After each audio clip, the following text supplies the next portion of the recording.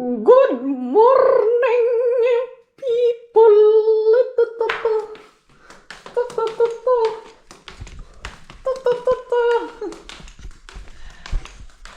Hello, Pilipinas. Good morning, good afternoon naman siguro dyan sa inyo, day. So, hello, maayong buntag. Felix,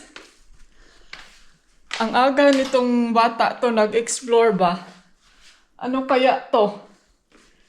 Si Maninay ano na siya, mata na day. Kapita. Kaloy, punta ni Maninay ay. Nurse niyo ay. Ano muna ako ng coffee ni Dodong. Ito sabi. Huy, wait a minute. Kapeng mainit. Didot. Good morning, coffee. Ayan, malinis na yung swimming pool natin. Konti na lang yung dumi. Finally. Kahapon, binakyum yan. So, ay, nandyan yung car. Ay. Good morning, Zay. Coffee tayo. Dito sa harap ng ating payamansyon. Oh, lala. Good morning. Good morning. Hello. Kumusta kayong lahat dyan? May nagsasabi sa akin na tigilan mo yung coffee tea. Kahit cappuccino pa yan kasi makasama yan sa pag-iisip mo. Kasi daw minsan makakalimot na daw ako or ewan ko sa gamot lang ba to or something sa may nakakalimutan. Minsan kasi pag mag-usap may ba? Parang na-notice niya na ano ako na tulala. Sabi niya tigilan ko daw yung coffee. Kasi kagaya din yung kapatid ko na nasa Dubai ba. Ganun din yung niya, parang mental absent siya. Ay hindi naman siya medyo natulala ba kanang murag. Saba. Kasi magko-coffee din siya every time na magtrabaho siya, mag-duty kay para hindi antukin. Ewan ko kung totoo ba yan, no? Kasi kagabi nag-coffee ako, mga 12 o'clock, katog, maghihapon sa.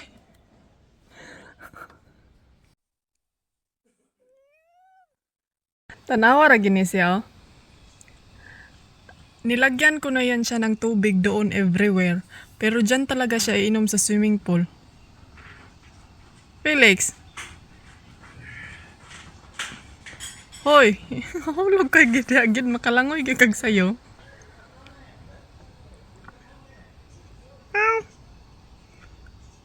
Meow.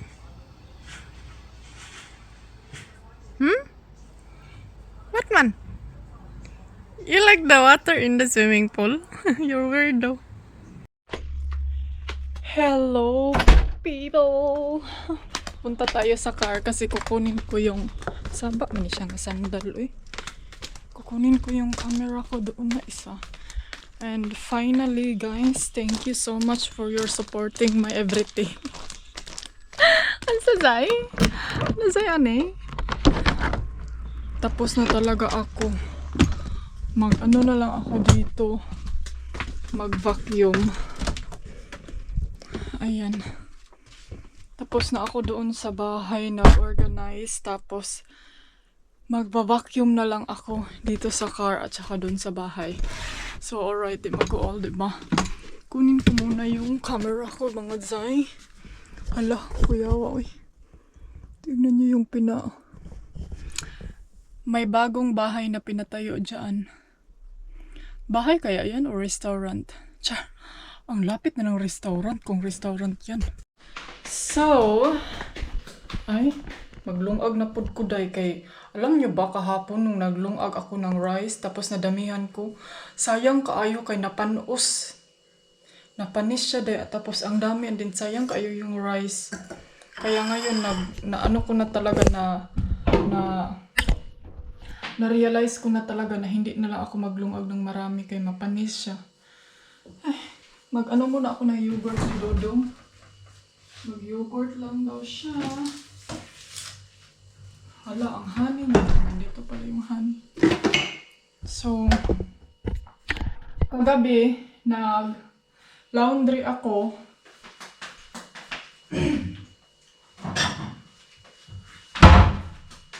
So, yan yung ano ko ngayon. Isampay ko. Kailangan kong Hey! I'm so happy mga anti-kadayers. Kasi ang dami kong na-achieve. Pero, one day akong hindi anong tawag dito? Nag-absent ako sa vlog para makafocus dito pang limpyo ba? Na-organize lahat Kaso lang, ang dami kong itatapon. Siguro ewan ko kung ano yung gagawin natin for today. But si Dodong, sabi pa ni Dodong, parang tinampon mo na lahat mga gamit Kasi samukan ko ayaw ko yung maraming mga bottle, yung mga sa palaman, yung sa mga palaman yung mga ganito ba? Tawag yun. Yung mga ganito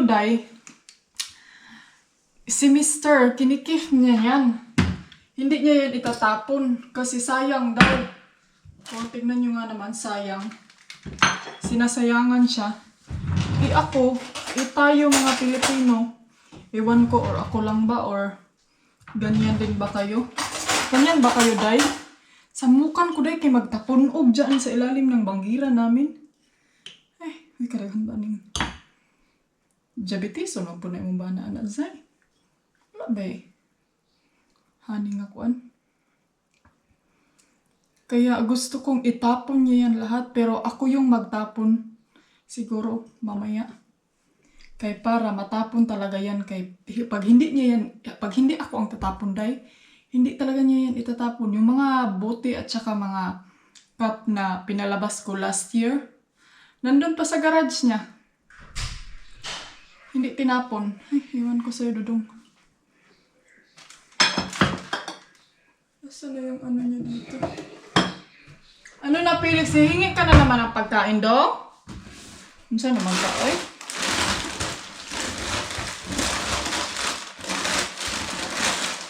Saan ko ni Mama?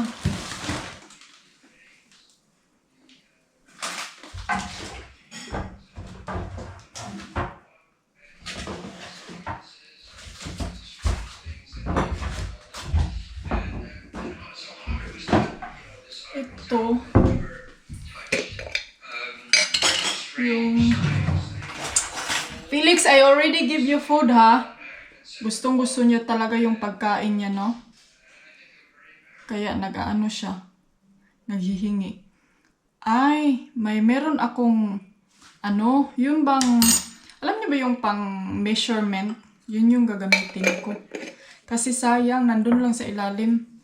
Ko yan. Tapos gusto kong bibili ng, anong tawag dun, mga antike, yung mga, ang dami mo ng bottle, huwag ka nang bumili, Kasi,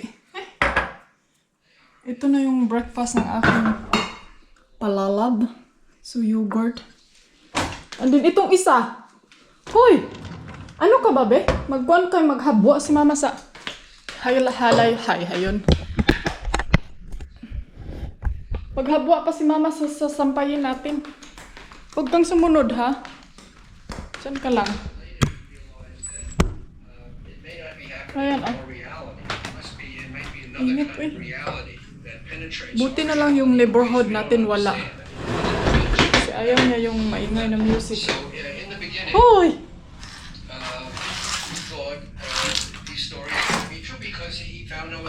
Kauna ang imuhang tripod, be.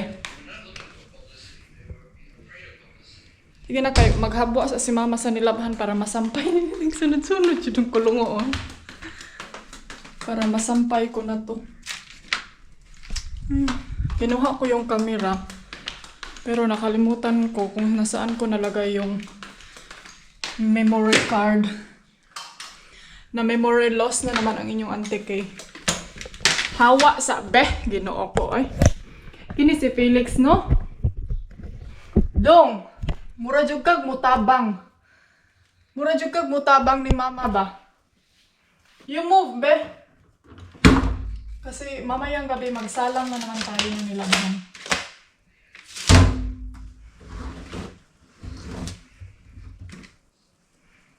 Lalang, bukat na lang. Hawa! Isod ta ka diri sa sing machine ron. Oh, look. Oh, look. Look, look.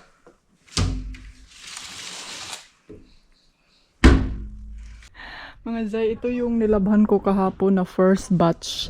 First laundry. And then ito yung half kasi hindi maganda pag i-ano ko sila. Kaning isa lang ko sila lahat kay hindi siya mag-clean up well. Ayan yung tinarbaho din ni Dudong kahapon. Nag-ano siya dyan, hindi pa niya natapos. Mabilis lang to no kung may silhig. Siguro, kung papayagan niya ako yung magsilhig nito. Tapos siya na lang yung magdaspan. Hindi kasi niya ako work sa garden kay may mga, anong tawag dito, may mga abog na kining galing sa flowers ba na maka-allergy. Alam niyo na, yung asawa niya may allergy. Charis! Feeling rich ba yata, no? Kaya na natin allergy. Ay, isampay ko muna to ha.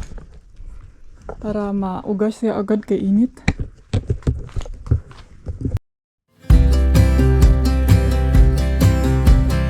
I would be up waiting for you if you had to leave.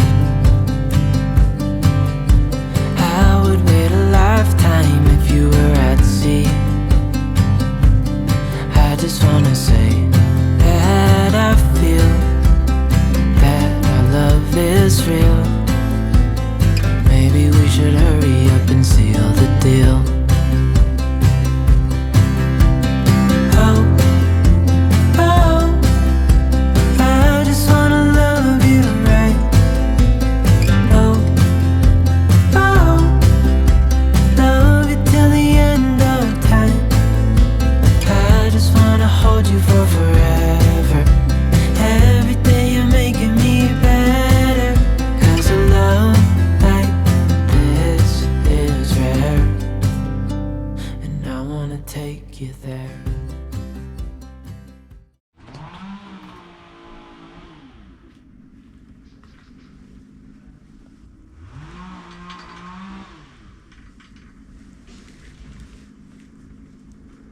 Finally, tapos na ako day. Mabilis lang to silang mauga kay init kaayo karon.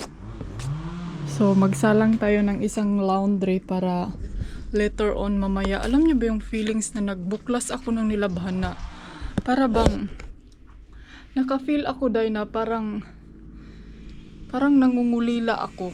Alam niyo ba yung parang may kulang na something like yung puso ko parang mabigat siya. Iwan ko or something na kinakabahan ako, may nangyayari or ewan ko in Jesus name. Hopefully wala. Kasi parang bigla lang, alam niyo ba yung feelings na may bigla kayong nafe-feel na parang bumigat yung pakiramdam nyo. Parang feel ko nangungulila ako sa pamilya ko. Yan, bitbitin ko na to be. Gaandra siya. Iwan ko eh. Bakit ganun? Bakit ganun yung pakiramdam? Parang there's something missing. Sana walang mga masasamang nangyayari. Ay, naku, day. Gusto kong tulungan si Dudong dito kahit magwalis lang, no? Yan yung bougainvillea na sabi ko sa inyo, day. Lumalaban talaga siya, oh. No, buhay na buhay siya, day. Gusto usus dali ra kayo na mabilis lang yan zay ani ba pag silhig tukog 30 minutes ra nang silhig tukog ani. Bakit may bula sa aso dyan? Yung isa o sumunod na naman siya. O, nandito na naman siya. Balik siya. Yung pinapilit ko na nipple parang mahulog siya day.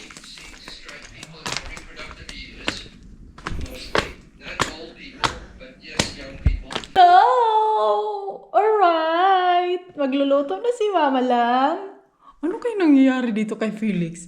Kanina pa to siya sunod ng sunod sa akin. Binigyan ko na to siya ng isang plate na pagkain. Shout out pala kay Auntie Kadayers na nag-comment sa akin dyan na sabi niya, hindi ani, bilhan mo si Felix ng portable. Kung makapag-portable. Portable, like water disposable. Something na pwede ko daw bitbitin every time mag-travel kami. Sige, i-check ko yan siya. Baka meron yan sa online or sa kining sa China shop lang. China shop lang siguro no kay barato ra. Wag ka nang magpa-branded. Ha? Veve? Wag nang magpa-branded ang Veve ko. I-arrange natin yan dyan lang para hindi naman makalat tignan kasi baka may urgent visitor tayo. Ay, huy, in fairness, Zay, medyo umaapaw ang ating kaligayahan. But anyway, thank you sa suggestion kasi sabi niya sa akin na gaan, hindi daw yun mabigat. So, pwede daw yung i-carry around ko siya sa bag. So, yun yung ano ko. Buti na lang yung bintana, hindi masyadong madumi day. Yung mga kahoy natin, update. Anyway, maglungag ko kay magtakang kong nilungag day kay para makuanta. Kining busog tas itong kuan. Ito siya, hinugasan ko siya ng hand wash kay parang pag ilagay ko siya sa washing, hindi siya clean well. Clean well? Clean well? Hindi siya as in to the max malinis. So, ito lang ganun. Tapos, ilagay ko to doon sa baba. Sa taas. So, magluto ako ng maglungag ko og rice day kay pero gagaling ko lang kay Diyos ko, nasasayangan talaga ako sa rice ng isang araw. Imagine sa atin dyan sa Pinas wala tayo bugas. Tapos ako, parang alam niyo ba yung feelings na hindi ko na lang ito itatapon kahit panis na, kainin ko na lang ito. Pero ako naman din yung magka-problema. Pagkakainin ko yung panis. Dahil magiging bumpanis ako dahil. So, yung fish, tiradaho na to ng fish. Tapos, sidudong unya. But anyway, magprito ako og kuan kining naman ko'y chicken diha. So, kana lang sa ato ang tirahon. And, sa atong bugas dire.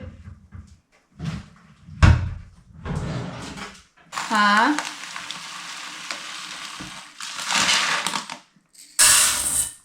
Ay, sabi ng mama ko. Sabi ni mama, baka daw yung kaldero ko is nadaanan daw yan ng panis na panusan na gani ma. Sabi niya, anuhan daw, kining pabukalan daw ng tubig. Pabukalag tubig? Painitan? Sabi ko, ha? May ganun ba ma?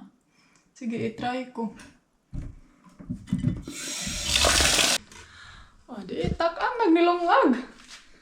Tapos kung marami pa tong rice na maiwan, di ano na lang to, kining, hindi na lang ako magtakang unya kay magluto, magtag-isda. Lami, mag-relax ron, mag-wine, mag-kuan, pero parang hindi man panahon sa ting-relax ron day. Kaya mara mag-weekend pa. Ay, weekend. Di pa man weekend. Don't. Kabad, oy. Don't block the camera ba? Gustong-gusto niya kasi yung pagkain niya. Hala, pagalitan tayo nito ni Daddy kasi hindi to siya dapat bibigyan ng wet food 2 times in 1 day. Kaya maanad siya, day. So, antayin natin yung rice is life natin. And this is my life. But you're not gonna alive in the Philippines if you move there because you don't eat rice. You have to eat rice. I eat rice. I love unpeeled rice. And you have to brown rice. You have but to you eat. never make it for me. There's no brown rice in the Philippines. It's only white rice because, you know, we are looking for a white foreigner. Ay, nako mga ate kadayers. Tignan nyo yung agenda niya. Sabi pa niya sa akin kagabi, I think it's a good idea. It's a good idea daw. What do you think? Tama ba yun? Parang nabaliktad naman yung payong. Oy, nabali naman yun, Zay. So, thank you, Lord. Thank you, Lord. Dahil wala yung kapitbahay natin dito. Grabe ko makapag-thank you, Lord. Dahil wala yung kapitbahay. Okay lang yan. Anyway, may isi-share ako sa inyo and then gusto ko din mag-suggestion kayo. Siguro alam nyo naman na kining getting ready kami sa bahay sa Denmark, no?